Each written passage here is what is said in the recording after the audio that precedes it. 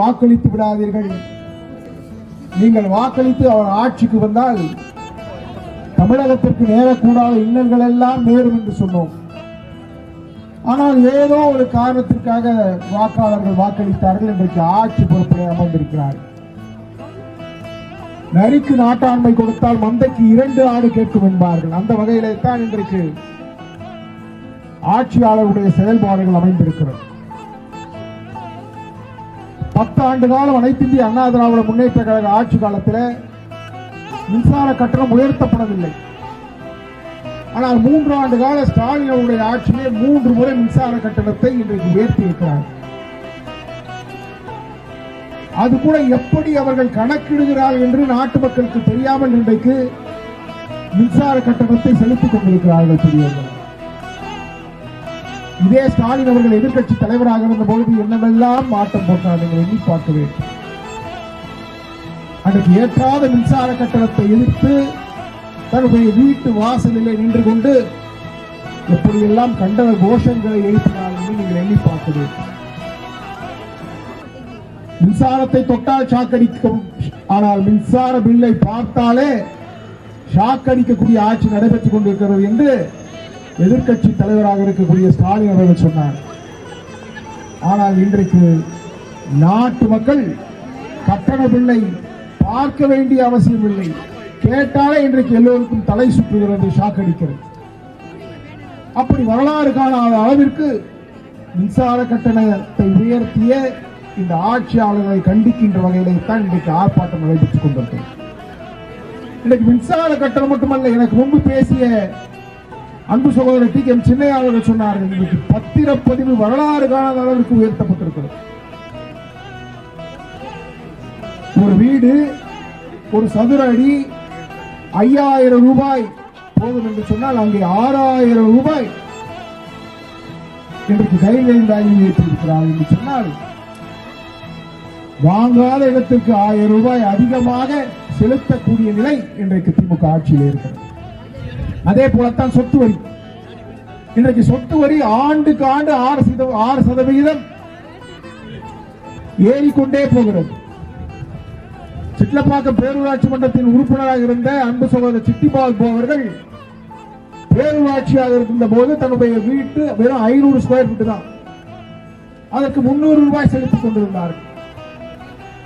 மாநகராட்சி ஆனதற்கு பிறகு கடந்த ஆண்டு 600 ரூபாய் செலுத்தினார்கள். ஆனால் இந்த ஆண்டு அவருக்கு குறுஞ்செய்தி அனுப்பப்படுகிறது, சென்னை மாநகராட்சியில் இருந்து 7500 ரூபாய் நீங்கள் சொத்து வரியை கட்ட வேண்டும் என்று. இன்றைக்கு சொத்து வரி செலுத்த வேண்டும் என்று சொன்னால் நமக்கு இருக்கக்கூடிய சொத்துக்களை எல்லாம் விட்டுத்தான் செலுத்த வேண்டிய நிலைமை இன்றைக்கு ஏற்பட்டிருக்கிறது. ஆட்சிக்கு வந்தவுடன் ஸ்டாலின் அவர்கள் என்ன சொன்னார்கள்? நாங்கள் ஆட்சிக்கு வந்து விட்டோம், வாக்களித்தவர்களுக்கு மட்டுமல்ல வாக்களிக்காதவர்களும் இவர்களுக்கு ஏன் வாக்களிக்கவில்லை என்று வருத்தப்படுகின்ற அளவிற்கு எங்களுடைய ஆட்சி இருக்கும் என்று சொன்னார்கள். ஆனால் இன்றைக்கு நிலைமை என்ன? வாக்களித்தவர்கள் எல்லோரும் ஏன் இவர்களுக்கு வாக்களித்தோம் என்று வருத்தப்படக்கூடிய ஆட்சி தான் இன்றைக்கு நடைபெற்றுக் கொண்டிருக்கிற பெரியவர்கள். இப்படிப்பட்ட ஆட்சி அகற்றப்பட வேண்டும்.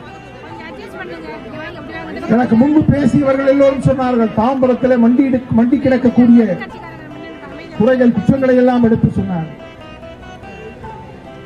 2 முறை 2 பத்தாண்டுகள் 2 முறை நகரமன்ற தலைவர், 3வது முறையாக சட்டமன்ற உறுப்பினராக இருக்கக்கூடிய எஸ்.ஆர். ராஜா அவர்களால் இந்த 25 ஆண்டு காலம் இந்த தாம்பரம் தொகுதிக்கு அவரால் செய்யப்பட்ட நன்மைகள் என்ன என்று நீங்கள் சிந்தித்து பார்க்கலாம்.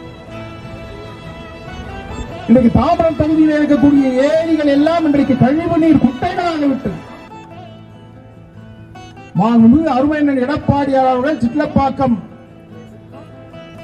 ஏரிக்கு 25 கோடி ரூபாய் ஒதுக்கி இன்றைக்கு ஒரு குட்டி வேடந்தாங்களாக சிட்லப்பாக்கம் ஏரி இருக்கிறது என்று சொன்னால் அது அருமையண்ணன் எடப்பாடியார் அவர்கள் தான் காரணம். இன்னைக்கு தீர்க்கங்கரணை ஏரிக்கு 14 கோடி ரூபாய் அண்ணன் அவர்கள் ஒதுக்கி அந்த ஏரியை ஆழப்படுத்தினார்கள், அழகுபடுத்தினார்கள். ஆனால் இன்றைக்கு அந்த ஏரியை போய் பாருங்கள், ஆகாய தாமரை மண்டி, அங்கே சாக்கடைகள் தான் இருக்கிறதை தவிர நன்னீர் இல்லை. இப்படி இவர்களால் உருப்படியான திட்டங்களை கொண்டு வர முடியவில்லை. அண்டனவர்கள் கொண்டு வந்த திட்டங்களையும் ஒழுங்காக பராமரிக்கக்கூடிய திராணி இல்லாதவர்களாக இன்றைக்கு ஆட்சியில் இருக்கக்கூடியவர்கள் இருக்கிறார். நீங்கள் எண்ணி பார்க்க வேண்டிய பெரியவர்கள அம்மா அவர்கள் ஆட்சி பொறுப்புக்கு இருந்தார். அண்ணன் எடப்பாடியார் 4 ஆண்டு காலம் பொற்கால ஆட்சியை வழங்கினார்கள்.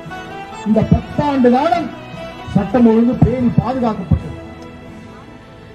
ஆனால் இன்றைக்கு அப்படிப்பட்ட நிலைமையா நீங்கள் எண்ணி பார்க்க சட்டம் ஒழுங்கு சீர்குலைவிற்கு யார் காரணம் என்று சொன்னால் 90% திமுகவினர் தான்.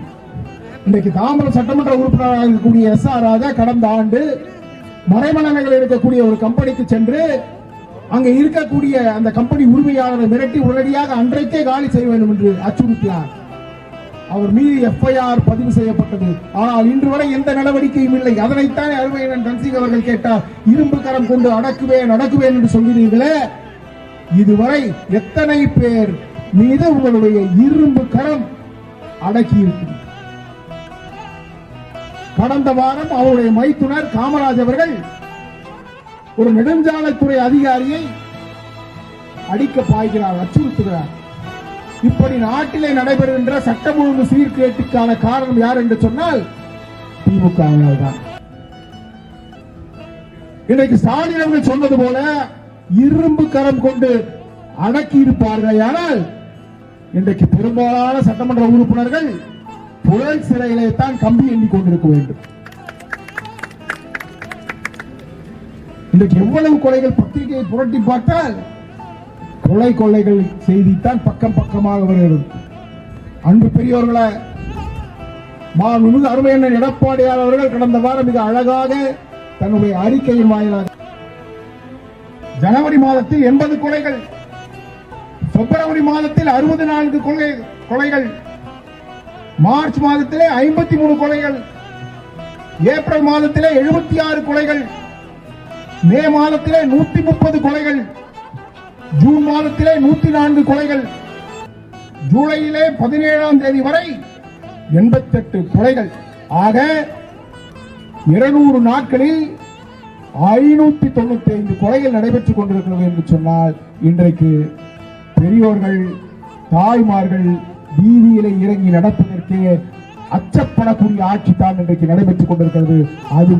அது கூட இன்றைக்கு இந்தியாவில் முழுக்க இருக்கக்கூடிய அதுவும் ஆங்கில சேனல்கள், இல்லை தமிழ் சேனல்கள் இதெல்லாம் ஓடிப்பட கிடையாது. அவர்கள் எல்லாம் இன்றைக்கு ஆட்சியாளர்களுக்கு சொம்பு தூக்குபவர்களாக இருக்கிறார். ஒரு சில சேனல்கள் தான் மனிதாபிமானத்தோடு செய்திகளை வெளியிட்டுக் கொண்டிருக்கிறார். அவர்களை எல்லாம் இந்த நேரத்தில் பாராட்ட கடமைப்பட்டிருக்கிறார். ஆனால் ஆங்கில சேனல்கள் இவையெல்லாம் ஒளிபரப்பிக் கொண்டிருக்கிறது. இந்தியா முழுவதும் தமிழகம் நாடி போயிருக்கிறது என்று சொன்னால் இன்னைக்கு இந்த ஸ்டாலின் ஆட்சியுடைய அவலம் நாட்டு மக்களை தொடர்ந்து பாதித்துக் கொண்டிருக்கிறது பெரியவர்களே. எனவே நான் இந்த கூட்டத்தின் வாயிலாக உங்களை அன்போடு கேட்டுக்கொள்வதெல்லாம், மாண்புமிகு அம்மாவுடைய பொற்கால ஆட்சி நடைபெற்றது. இங்கு இருக்கக்கூடிய ரவுடிகள் எல்லோரும் அண்டை மாநிலத்திலே குடிபெயர்ந்தார்கள். மாண்புமிகு அருமையண்ணன் எடப்பாடியார் அவர்கள் 4 ஆண்டு காலம் சட்டம் ஒழுங்கினை பேணி பாதுகாத்தார்கள். அற்புதமான திட்டங்கள் எல்லாம் இந்த மாவட்டத்திலே அரங்கேறின. பெரிய மாவட்டமாக இருந்த மாவட்டத்தை 2ஆக பிரித்து புதிய செங்கல்பட்டு மாவட்டத்தை உருவாக்கி தந்தார்கள். எனவே மாண்புமிகு அருமையண்ணன் மீண்டும் இந்த நாட்டில் முதலமைச்சராக பொறுப்பேற்றால்தான் இன்றைக்கு நிலவக்கூடிய இன்னல்கள் எல்லாம் அகலும்.